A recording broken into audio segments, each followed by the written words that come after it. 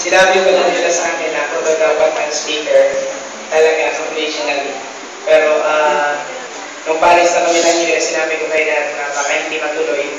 Pero praise the Lord kasi po it's an opportunity to be here.